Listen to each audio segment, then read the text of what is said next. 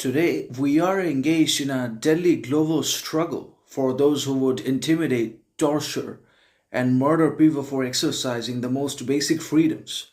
But if we are to win this struggle and spread those freedoms, we must keep our own moral compass pointed in a true direction, meaning we just cannot afford to lose track of who we are, what we represent, what we truly are capable of, and what we want to become, what our ambition really is. We cannot afford to lose any of these factors and ambitions,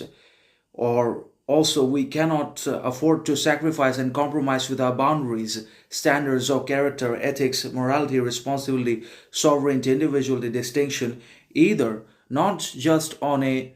individual personal scale in the people, but also on a national, societal, cultural scale. We have to be able to represent our true culture, history, literature, and everything else that we are, and that we essentially and fundamentally stand for, and that we live for each and every day of our lives and work day in and out with our character, morality, significance, and all the virtues that we put into our actions in literature and also in our studies. We cannot afford to either lose or sacrifice anything that we are, and we also cannot lose track of what we want to become, achieve, perform in our lives as an individual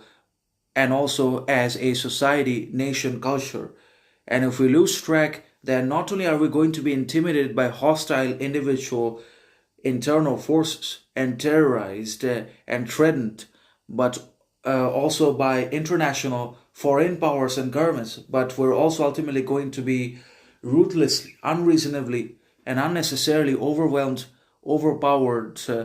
and obviously conquered by these hostile forces that always create animosity, corruption, communalism, tension, unrest on the basis of religion, caste, class that is already present within the country itself. The government itself is divisive, politics is disintegrative,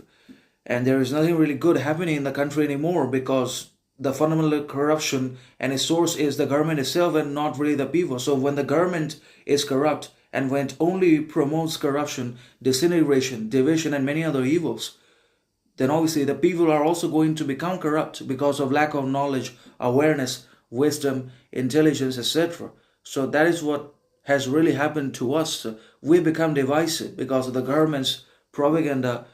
of divisive thinking in education, religion, media, and in everything else. There is only divisive thinking and disintegrative concepts, ideologies,